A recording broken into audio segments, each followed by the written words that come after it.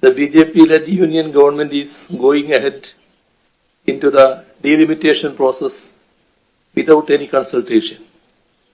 This sudden move is not driven by any constitutional principle or any democratic imperative, but by narrow political interests. The delimitation process,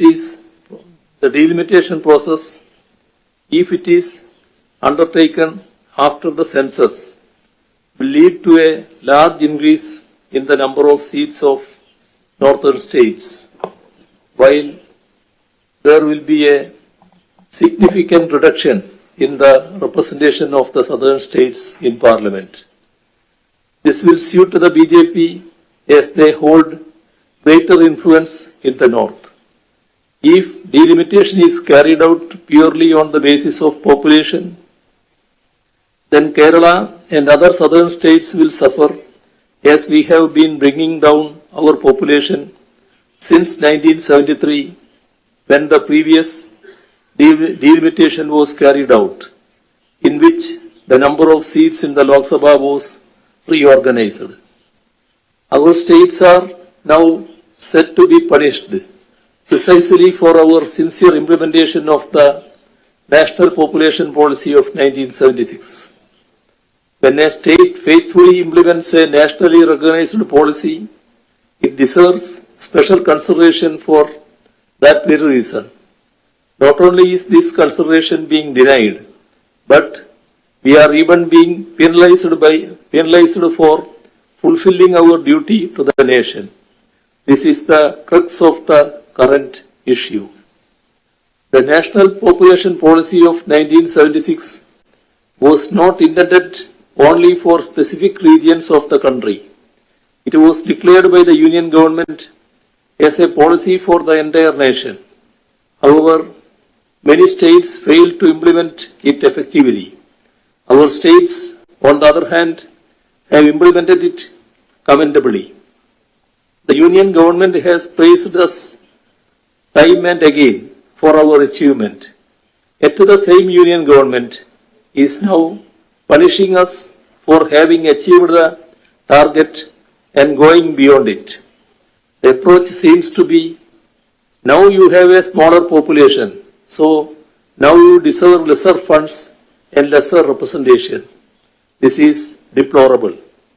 Our states, which have implemented the national population policy with dedication upholding the broader national interest, are already being punished in another way. This punishment is in the form of cutting short our share of taxes that is constitutionally due to us. Our decreasing population is being cited to justifying it.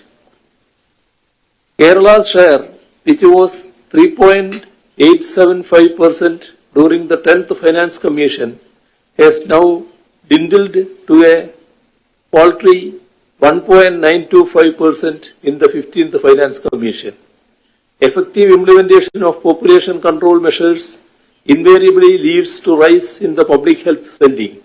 However, while devolving funds, no special consideration is given for the same. If our parliamentary representation is further reduced, while our share of the nation's wealth continues to decline, we will face an unprecedented situation in which both our rightful share of funds and our political voice to demand them diminish simultaneously. It is in the recognition of the gravity of this issue that we, that is Kerala, Tamil Nadu, Andhra Pradesh, Telangana, Karnataka, Odisha, West Bengal and Punjab, are now uniting in protest. We are gathered here at the invitation of the Honorable Chief Minister of Tamil Nadu, Thiru M.K. Stalin, to mark the beginning of our coordinated resistance by forming a joint action committee. When Mr. Vijayan spoke about tyranny of majority, sir, we understand what exactly it means to come out of a larger setup and create a small state.